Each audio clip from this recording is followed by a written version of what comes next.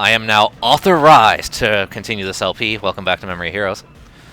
And I'm joined by yet another new person today. Introduce yourself. Hello, I'm Enchilada645 for the forum people, but you would probably mostly know me all around the internet by my handle of Zero Enchiladas. So, can I call you Enchan? Is that allowed? Well, someone on TN called me Enchi, so, to be honest, you can. They called you Etchy. Okay, no, but no. So, but yeah, I brought this guy on for a very specific reason today. Hopefully you'll be able to figure that out when we get there. But Yes, hopefully, because we're not there yet. yeah, but yeah. So we're here now, and yeah, needless to say, Eiji's feeling a little down on himself after getting slapped by Muchiri there. Not a fun time, I imagine. Probably not. So. And now, here's the thing, too, that I was kind of misled about this, because, like, this scene is about him feeling, like, inferior. But when I first saw the scene, like, my very first playthrough, what I thought they were going for is because of how we're getting the scene, like, literally right after he got the purple medals. I thought that they were, like, infecting him again, and I was like, oh, well, that makes sense, that he's losing his cool and stuff. But then, no, I totally did not get the correct context. So. Yeah. Well, that's a good thing, though, that the medals aren't infecting him again, because that turned out horribly during the series. Yeah, but, like, it led to him and Ankh fighting in the water, and that was a great scene. I mean, very, very true, but Ankh's not here right now. Yeah, unfortunately. But yeah, this is a section where you're forced to be O's because he wants to go blow off some steam, and I guess by blow off steam, he wants to beat the crap out of a lot of people, which, I can relate. I, too, wish to punch people when I'm angry. So. Yeah, it's a good way to let off steam, Just kill a bunch of suited guys and stuff. Yeah, who cares about them? I mean, come on. To be honest, it's Foundation X. They're probably just clones. Yeah, well, here's the thing I noticed about all the enemies in this game. Whenever you beat them, they dissolve into, like, data. So, like, spoilers for this game, I guess, but, like, I honestly thought the twist at the end of the game was going to be, oh, you were in a virtual landscape the whole time. Like, I legit thought that was going to be the twist. But then, no, they're like, no, this was all 100% real. And I'm like, oh, okay. So. Yeah. So don't ask me how the technology of Sector City works. I don't know, dude. It's Kamen Rider. You just accept this stuff. Yeah, pretty much. And here we get the best Candroid, Gorilla Bro. Oh, yes. Gorilla. Unfortunately, this game doesn't seem to like Gorilla as much as I do, because he, like, never pops up. At least for me. Really? Yeah, and look at him. Look, he's so cute. Yeah, ball bouncing around. Yeah. But yeah, like, I always get, like, Hawkbro or frickin' the Eel, usually, whenever I play this game. Like, those two love me for some reason. So. I usually got the Octopus a lot. We'll collect them methodically. Oh, Jesus, dude. Like, it's a good thing we have the Den sensor, because can you imagine digging through a pile of, like, 100 frickin' Gaia memories? You'd be here all day. Oh, yeah. And then that's not counting the fact that there's just so many different kinds. Oh, yeah. But yeah, this is why Gorilla Bro is great. He does a sonic boom that sends people airborne. And I love it, because it's free combos. Yes, juggling. Yes. Always a fun time. So, I mean, look at that. He's so great. He's helping us out. He's amazing. I love him. He's bouncing around doing some good stuff. It's good. It's good. Yeah, so, do you have a favorite Candroid in this game? I'm probably gonna have to go by the old standby of the Octopus. Just because it gives confusion and stuff, and I like just letting them sit there while I wail on them. Nice. But you agree Sagozo is the best form in O's, right? Yes, you do? Okay, great. I'm glad we're on the same page, because, anyone who doesn't like Sagozo, I don't know if I could talk to that person. I mean, really. Like... Okay, so discounting one other form, yes, Sagozo is actually my favorite. Okay, so what's your second favorite form then? We haven't gotten into it yet, so I don't know if I can say Ah. anything about it. Well, if it's one that existed in the show, yes, you can say it. Oh, okay, Tajador then. Yeah. You and my binge buddy would get along. He loves Tajador. But It's just such an elegant design. I love it a lot. oh, I like it for the most part. I have one little small issue with it, but when we get Tajador later, I will voice it, and then you all can hate me because everyone says Tajador is perfect. So just like how everyone says Excel's design is perfect, and then I spoke heresy a couple episodes ago. So Yes, you did. you're like, I'm not even gonna lie, you did. Screw you. But here I'm being methodical because you might have noticed there's a lot of explodey canisters around this arena. You're gonna want to blow them up early because there's a red exclamation point there, and what that means is boss fight. So unless you want to fight a boss who does AOE attacks while there's all these exploding cans around, I suggest you take the time to do this. I wish I thought to do this because this next boss fight coming up was one I did not like at all. Well, I'm here to make it look simple, like always, so don't worry. And I was like, do I need to kill those ones? And I'm like, he normally doesn't bounce over there, so let's just go for it.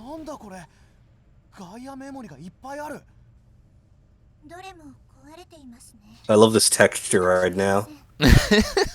This game has some very PS2 textures. Like, it does, I'm not gonna lie. Like, honestly, this pretty much is a game you would expect out of, like, the PS2 era when Devil May Cry was super big and everyone was making their own version of it. Yeah, I can definitely see it, but it cannot hold a candle to the Nightmare Before Christmas video game. Oh, I'm with you, except for that final boss fight. Oh. Yeah. Like, watching it, it looks awesome and the music is great, but actually playing it, oh no. Oh yeah, no, that's a bit nightmarish.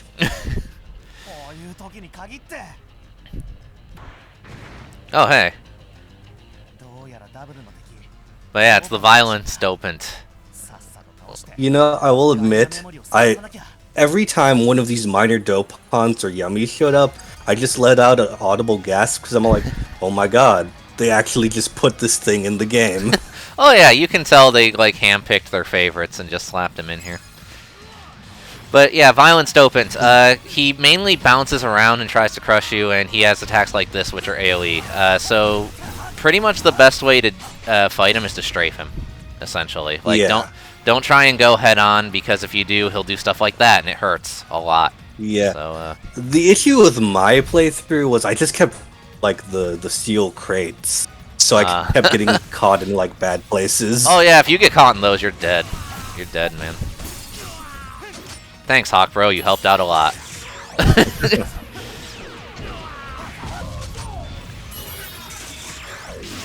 At the very least, he only has one bar, so you aren't going to be here too long. Oh no, having trouble with him. That's the case for most of the dopants and the yummies, I've noticed. So they're not really meant to be like big super endgame bosses. They're just kind of meant to be like, hey, keep on your toes for this guy, which is nice. Yeah, which helps whenever they come back as like mini bosses. Right. So do you have a favorite dopant since we're fighting one?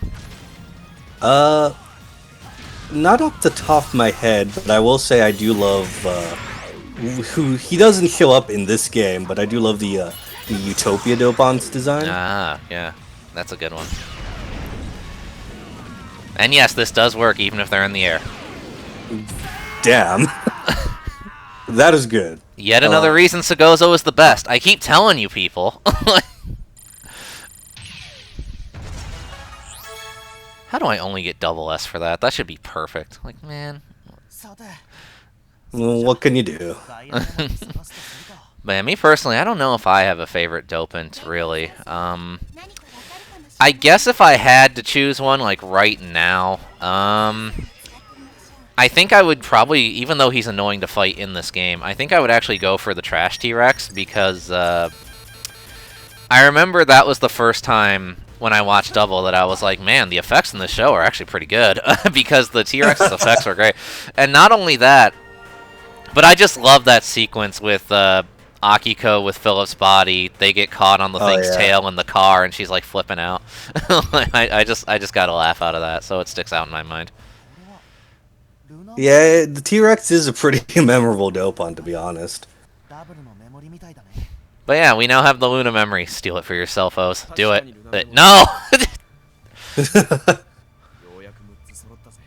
But no, this is a good thing, because now we can finally play as my favorite combo in double. Oh yes. Ah, you have a Luna bias. Excuse you. Just like Sagozo is the best O's form, Luna Joker is factually the best double combo. So I'm gonna need you to go back to law school and figure this out, okay? Okay, but how does law school factor into this? Because it's law that Luna Joker is the best. That's how. So. Well, I can't blame you. He is a stretchy arm guy, so. But I love this. I like this game. They've got to be doing it on purpose, because like ever since you get Excel, there's all these situations, and yes, we get Luna Trigger as well.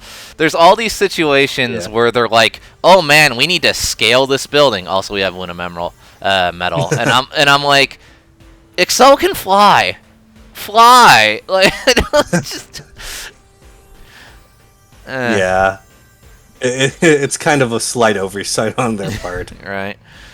But hey, at least like given Axel booster, he at least has a form change, Yeah.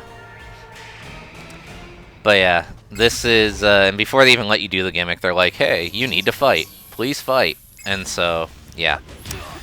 I can't exactly show you why this form is so great just yet, unfortunately. Just like when Sagozo first debuted. So I'm really just going to do a general slapdown for right now. But let's just say I don't think it's at the end of this episode. I think it's in next episode, if I'm remembering correctly. That you'll see what makes this form so good. Trust me. Well, you've been doing a pretty good job this playthrough, so I'll have to put my trust in you. Oh, thank you.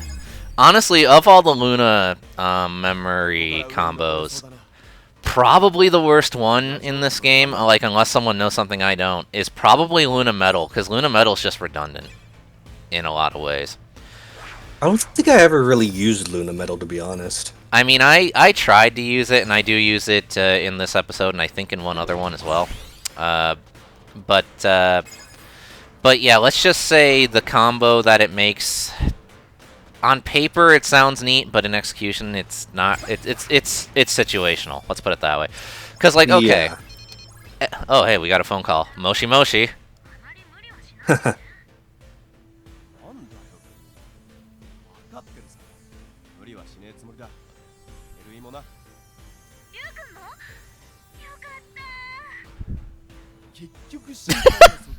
Love that. But okay, so every memory, as I've said before, has a certain attribute that leans double in a certain way, right?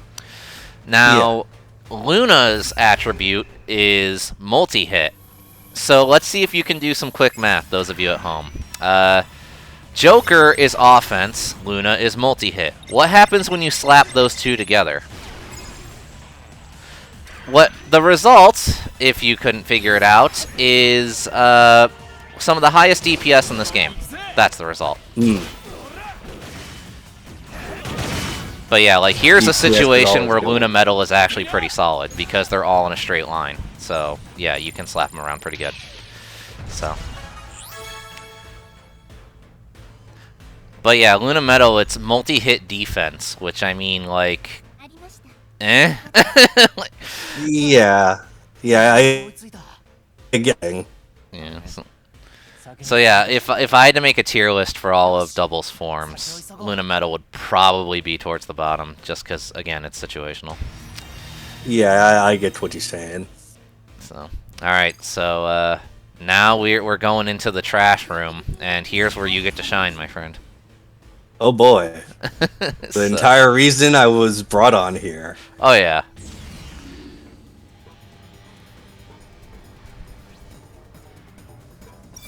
Surprisingly groovy music for a trash conveyor.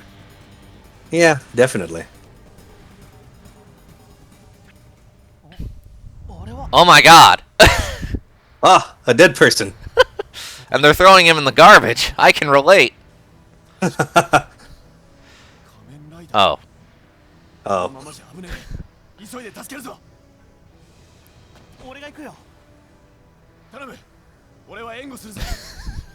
I love this cutscene. Double's like, I'll totally back you up, and then he just stands here. Like, look at that. He doesn't do anything. Nah, he's looking cool. That's what he's doing. He's like, I'll be with you in spirit. You'll be fine. So yeah, that for those of you who couldn't recognize that, that's Kamen Rider 01 we have to save. But before we go after him, we can buy another Candroid real quick. I mean, you know, no hurry. Wow, they really smashed these two Candroids together, huh? Yep. We get Peacock, who is okay. He's basically just a reskin of the Hawk one, pretty much. Oh, yeah? Yeah. They do basically the same thing. So, okay. Now's your time to shine, my man. Gush about 01, because I know, like, next to nothing about 01. Like, at all. Okay, well, he's not here yet, but 01, I guess you could say he's probably one of my favorite writers on design alone, because his design is just very simplistic, and I love myself some simple writers. Oh, yeah. It's also a really neat callback to Kamen Rider 1 as well. Oh yeah, absolutely. I have a question for you though. Oh, what's up? What color is 01 to you? Wait, this is a debate, really? Yes. I see him as like a neon yellow. Why? Okay, because like I always see people saying like green for 01. I'm all like, that does not look too green to me. It looks more like a neon coloration. Yeah, like I mean, maybe if like he was under blacklight, I could see him looking greenish, you know. But yeah. But yeah, to me, he always looked yellow, and I always figured that was what they were going for too, because like you know, the first Kamen Rider, like a lot of people know him as green, but when he first started, he was blue, and Kuga was red, so I figured they were just finishing things off with yellow. You know? Yes. Make it a stoplight trio. Yeah. So, I mean, it just made sense to me. It's like when they announced that it was a yellow rider, I was like, oh, right on. So. Yeah. Yeah, I don't know how it became a debate, but yeah, for some reason people think like he's pure green, but I'm like, no, that's definitely neon. Right.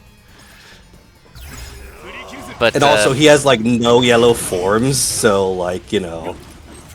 I mean, they've got yellow highlights. Does that count?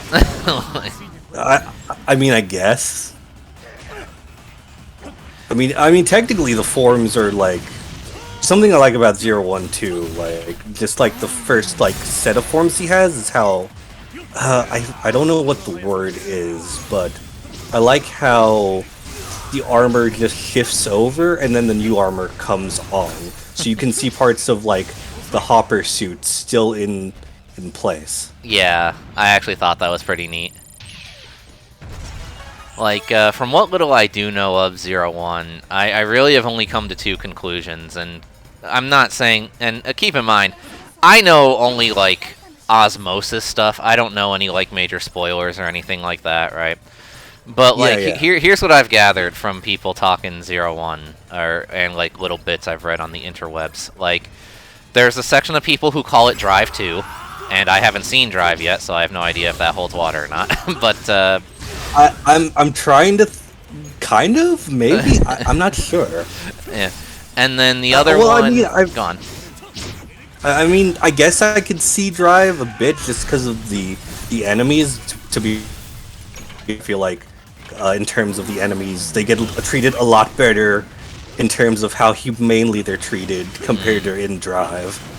Okay. But other than that, I can't really see it. Okay, gotcha.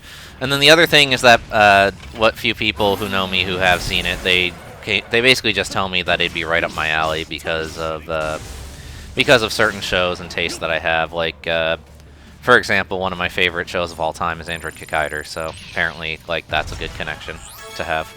Oh yeah, I can definitely see it. Yeah, because well, also 01's main thing, aside from, well, we won't even get to it in this game given just how little he gets, but the whole thing about 01 is basically like androids and stuff.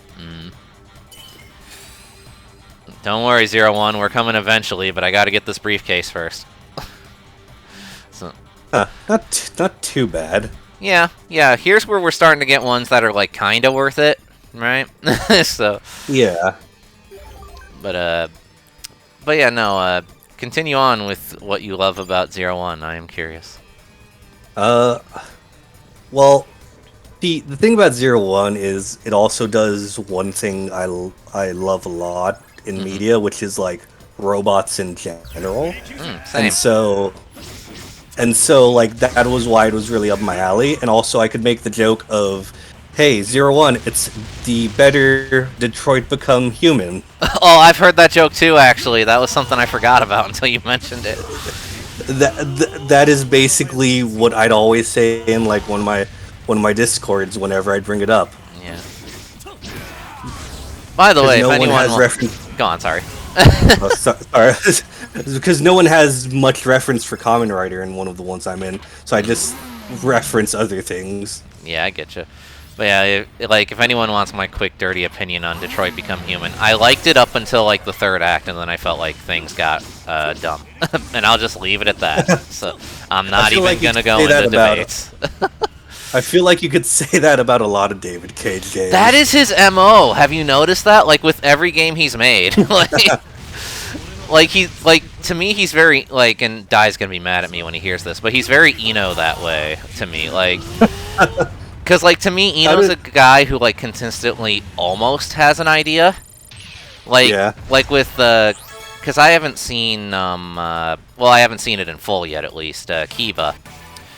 But, like, with Agito and with, Fies, I was digging them up to a point, and then I wasn't. Like, let's put it that way.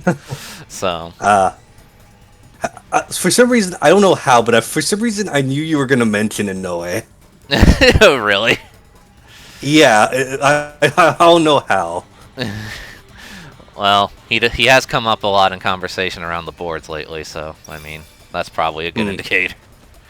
Probably. But yeah, that's my little thing about Eno or Inoue or Inoue or Oino or however the heck you say his name. I don't know. Potato. The heck's a potato.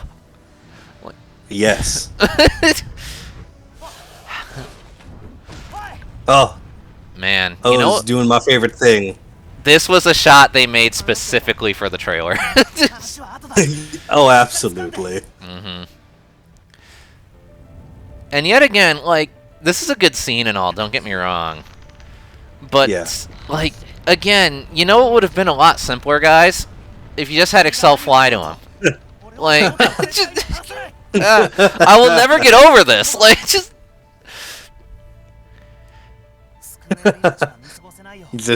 have Axel go booster and fly. Yeah, that would solve, like, half the problems in this game. Booster go burr. Like, does he just not want to? Is that it? Like, just. Also, Booster I have some. Only exists. Go on, sorry. Booster only exists when it needs to exist. Yeah, which is gameplay. And that's it. Speaking of that, actually, that's a good segue. That brings up a theory I have about 01 that, as you as someone who's seen the show, I want your input on. But oh yeah, I'll save that for a sec here, because right now 01's introducing himself to us. Fun fact, 01 is the only one in this game voiced by his actor.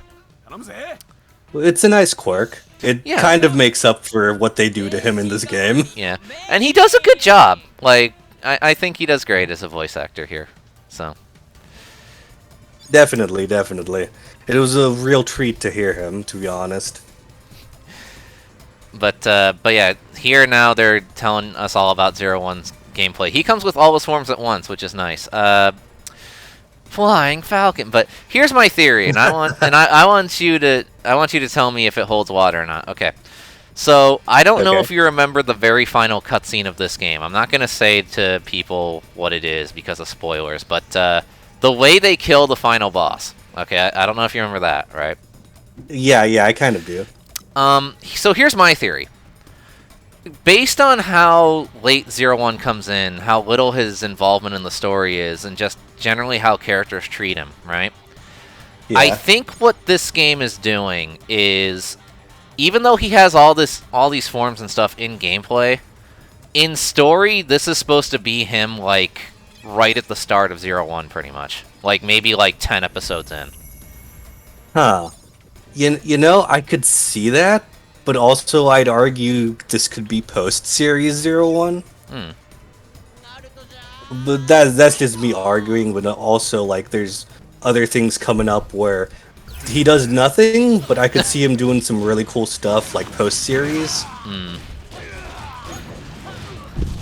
But yeah, here's Zero One, and, go on, sorry. Because I'll be honest, like, if he was post-Series Zero One, he would be able to do, like, and if this game was made, like, way earlier, there'd be a lot of cool references you could do with him in like, this story, to be honest. I mean, I don't doubt that. By the way, Flying Falcon's change attack is amazing. It hits, like, everybody. So. And I love that you get a bowling ball effect whenever you hit multiple people at once. That's just so great. It's very satisfying. Oh, yeah. But, yeah, this is Zero One. He is not in this game. But for what little he is here, I will say this. They actually did a good job balancing him. Because the 4 forms you get, they all fulfill every niche. So, like, Rising Hopper is DPS, Flying Falcon is mobility, Shining Assault is crowd control, and Metal Cluster. Favorite form. Yeah, and Metal Cluster is armor break. So he covers all the bases, and he's a lot of fun to play as. It's sad that he doesn't get a lot of screen time in this, and I'm even saying that as someone who hasn't seen Zero One yet. Like, I feel bad for you Zero One fans. He really should have gotten a bigger spotlight in this. He really should have, and it's a shame because he is my favorite character to play as in this game. He just feels so right to play as, and he has just the perfect amount of forms that I don't mind that he only has, like, the 4 different forms. Yeah. That said, I have seen some Zero One fans in comments on the long play version of this I recorded ages ago, and also just, you know, general talking on the interwebs. Like, there are people who wished he had a couple other forms, like Biting Shark, I remember being mentioned a lot. A lot of people wish he had. And, oh yeah, that's one. Yeah, and then, you know, other such forms like Shining Hopper and such. But I feel like Shining Hopper gets kind of redundant with the better Shining Assault Hopper. Yeah. Both, like, if you had it in this game, and also just in series. Yeah, it's kind of like the Tadaba Super Tadaba thing that me and Androzani talked about, so. And also, you can't really top Shining Assault Hopper, mostly because, well, it has Gundam Funnel. Right. But yeah, here's me, I was A, searching around to see if there were any more hidden SD cards, and B, I was like, oh, can I fly back to the heal point? And no, they trap you here. Oh. Yeah, no. But it doesn't really matter that much, because here's a fun fact about this game. If you let the boss kill you, you come back with full HP, so, whatever. Huh, did not know that. Yep, now you know. So, death means nothing in this game. Don't get frustrated if you're having trouble, so. There you are, Taboo. You weird-looking dopant. I like the implication.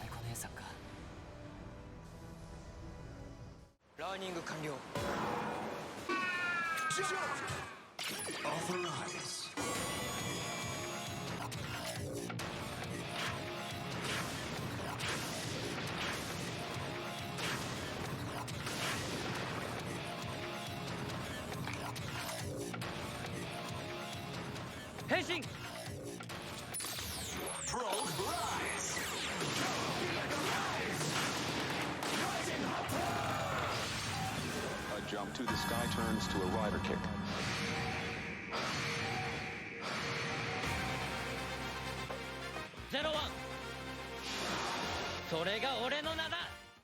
There we go. Anyway, I love that you do these. Thank you. I like a lot of people seem to appreciate them, which you know, thank you guys. I'm glad I made a good call here with those.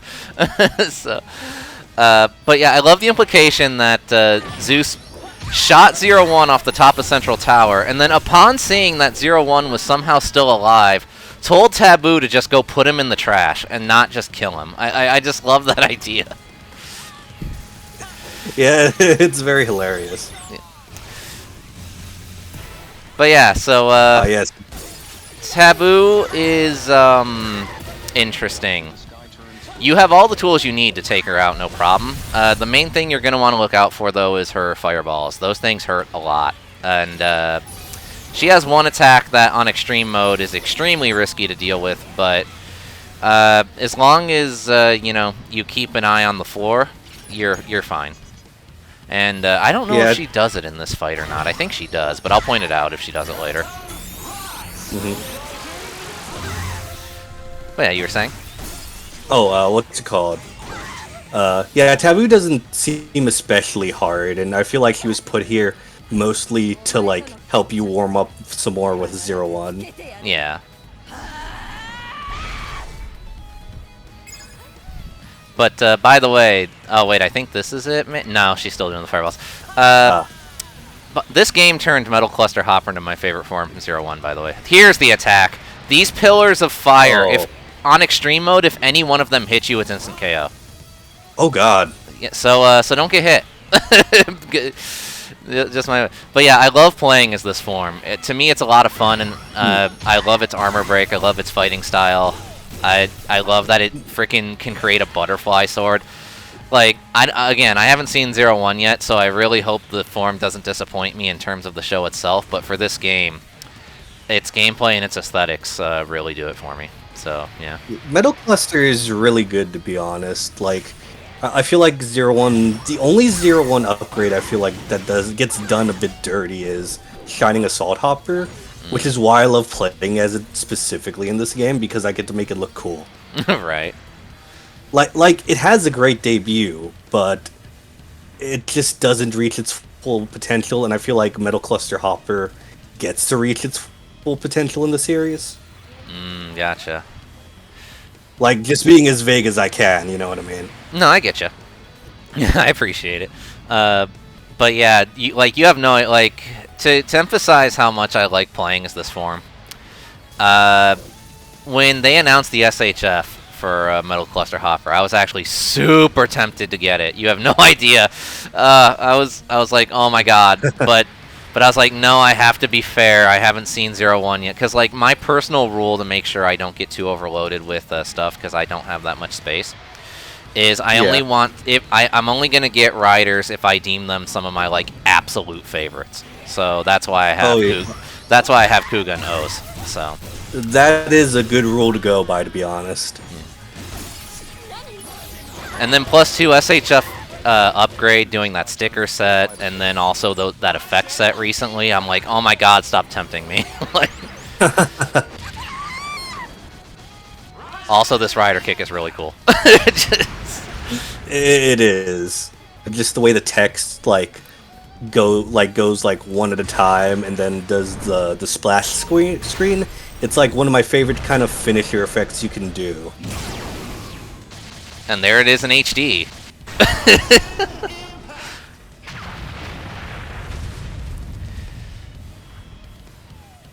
I love you, 0-1.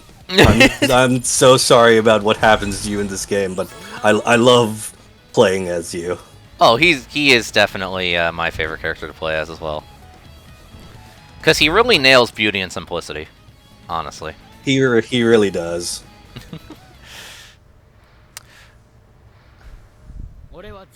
So, yeah, this is 0-1, and he's going to introduce us all to himself, or himself to all of us, rather.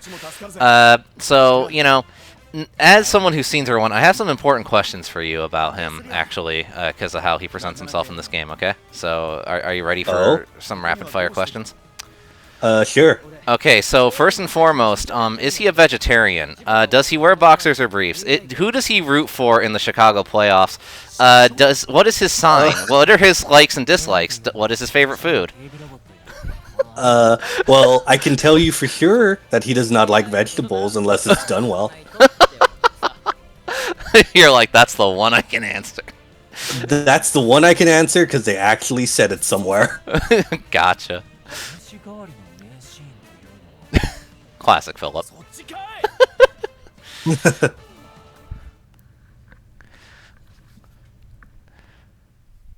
But yeah, this is the 0-1 episode. Yeah, and that's the only thing you're gonna get for a highlight of 0-1, pretty much. That said, I am gonna make it a point to play as him as often as possible, because here's a fun fact about this game. Again, that was the only time you're forced to play as him, so if you don't actively keep leveling him, he will fall behind. And you want him to be maxed. You most certainly do. Yeah. So. Yeah, you absolutely want him to be maxed. And to be honest, because, like, as soon as I started playing as him, I fell in love with him.